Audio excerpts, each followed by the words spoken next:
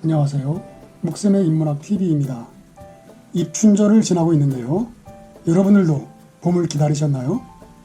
의식주 환경이 열악했던 옛날에는 겨울 나기가 더욱 힘들었을 것이고 그만큼 간절하게 봄을 기다렸을 것입니다. 그런데요, 봄은 왔으나 봄 같지 않다는 말 들어보셨나요? 저는 이 말을 정치인 고 김종필 씨가 인용하면서 알게 되었는데요. 우리나라 현대사의 한 획을 그은 정치가입니다. 박정희 대통령이 장기 집권을 하다가 갑자기 피살되면서 우리나라에는 민주화 바람이 불어왔습니다. 그때 주역을 맡은 분들이 소위 삼김씨라 해서 김대중, 김영삼, 김종필 씨가 주목을 받고 있었습니다. 당시의 민주화 바람을 서울의 봄이라 불렀는데 김종필 씨는 오히려 당시의 상황을 춘내 불사춘이라는 옛 한시를 인용하여 표현하였습니다. 봄은 왔지만 진정한 봄은 아닌 것 같다면서 전두환 씨 등의 군부 세력을 걱정했는데 불행하게도 그것이 현실이 되고 말았던 것입니다. 오늘은 진정한 봄을 기다리면서 춘내 불사춘을 준비하였는데요. 한자부터 유래까지 차근차근 알아보겠습니다.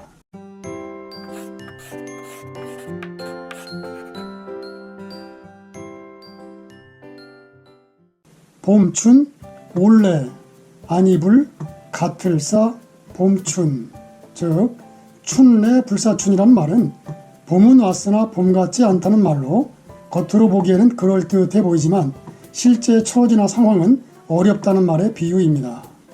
그럼 한 글자씩 알아보겠습니다. 먼저 춘내 불사춘에서 봄춘자는 풀초와 진칠둔 그리고 나릴이 결합한 회의자로 봄이나 청춘이라는 뜻의 한자입니다. 용례로는 꽃다운 젊은 나이, 이팔 청춘, 언제나 좋은 낯으로 남을 대한다는 사면춘풍, 한바탕의 봄꿈처럼 헛된 영화, 일장춘몽 등이 있습니다. 이어서 출래 불사춘에서 올래자는 본래 보리를 뜻하는 글자였는데 옛사람들은 곡식은 하늘이 내려준 것이라 생각했고 뜻이 점차 확대되어 내려오다, 오다라는 한자가 되었고 보리는 보리 맥자를 새롭게 만들어 쓰고 있습니다. 용례로는 고생 끝에 낙이 온다는 고진감래, 반대로 흥이 닿으면 슬픔이 온다는 흥진비례, 서로 변론을 주고받으며 옥신각신하는 설왕설래 등이 있습니다. 다음 춘래 불사춘에서 아니불자는 아니다, 없다, 못하다라는 뜻의 한자로 용례로는 아주 부당하다는 천부당 만부당, 필요하지도 않고 급하지도 않다는 불효불급, 어느 한쪽으로도 치우치지 않는다는 불편무당 등이 있습니다. 끝으로 출래 불사춘에서 가틀사자는 사람인과 써이자가 결합한 회의자로 같다, 닮다를 뜻하는 한자입니다.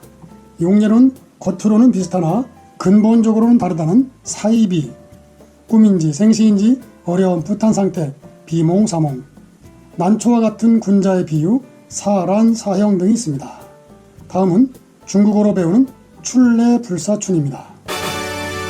오늘은 출래 불사춘의 출처인 당나라 시인 동방규가 지은 한시 삼수를 중국어로 읽고 해석해 보려고 합니다. 赵金院三首 주어져 동방치오, 소군 원삼수, 작자 동방규.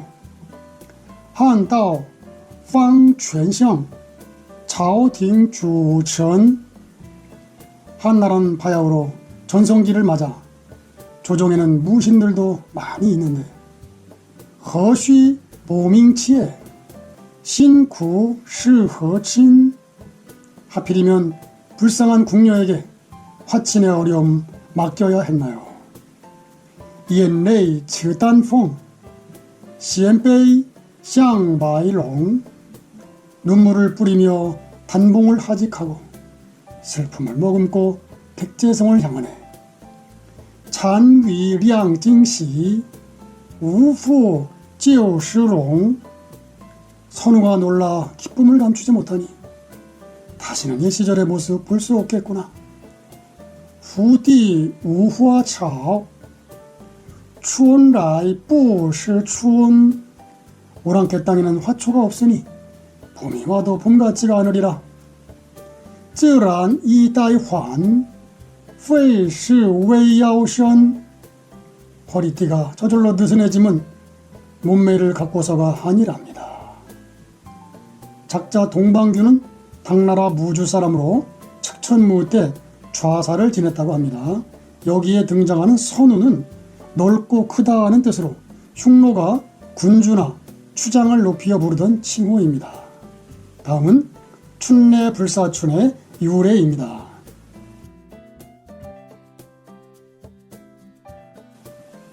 여러분들이 잘 알고 있는 중국의 만리장성. 중국은 왜 그렇게 오랜 세월을 두고 그 엄청난 공사를 진행하였을까요? 그것은 북방의 흉노족 때문입니다. 흉노족은 북쪽 춥고 험한 지역에서 유목을 하며 사는 아주 사납고 거친 민족입니다. 흉노족은 지역 특성상 늘 식량 자원이 부족하다 보니 생존을 위하여 남쪽을 침략하여 약탈을 할 수밖에 없는 구조를 가지고 있었습니다. 그리하여 중국은 대군을 파견하여 정복을 시도해 보았지만 험준한 지형과 혹한의 날씨, 날랜 적군의 기마 전술에 고전을 면치 못했고 엄청난 전쟁 비용에 나라가 휘청거릴 정도가 되었습니다. 그래서 작전을 바꾸어 그들에게 양식과 비단 등의 물품을 대주고 화친을 유지하는 것이 훨씬 경제적이라는 결론에 도달한 것입니다. 오늘의 주인공 왕소군은 중국 전한 한나라 원제의 궁녀로 지내고 있었습니다. 이때 흉노족의 선우는 한나라에게 궁녀를 요구하였고 화공이 그린 초성화를 보고 못생긴 궁녀 왕소군을 간택하여 오랑캐 땅으로 보내게 된 것입니다. 사실 그녀는 천하절색의 미녀였는데 화공에게 뇌물을 줄 돈이 없어 대충 그리게 되었고 나중에 이 사실을 알게 된 황제는 화공을 처형했다고 합니다. 천하절색 왕소군은 화친의 대가로 희생양이 되어 눈물을 뿌리며 멀고 먼 낯선 땅 오랑캐에게 첩으로 시집을 가게 되었던 것입니다. 중국에서는 4대 미녀가 있는데 당나라의 양귀비, 춘추시대 서시, 삼국시대 초선과 함께 한대의 왕소군이 미녀로 손꼽히고 있는데요. 이런 절세 미녀가 오랑캐 첩으로 팔려감을 아쉬워하며 이를 두고 후세 시인들이 너도 나도 앞다투어 그를 슬퍼하는 시를 지었고 동방규의 시에 나오는 한 구절 춘례불사춘이 오늘까지도 우리 입에 회자되고 있는 것입니다.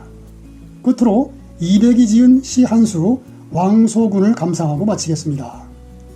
왕소군 200 소군 불오간 소군이 백오간장 떨치고 상마 제홍안 말에 탄 고운 얼굴 울음이 가득 금일 한궁인 오늘은 한나라의 궁녀이나 명조 호지첩 내일 아침엔 오랑캐 땅의 첩이로구나.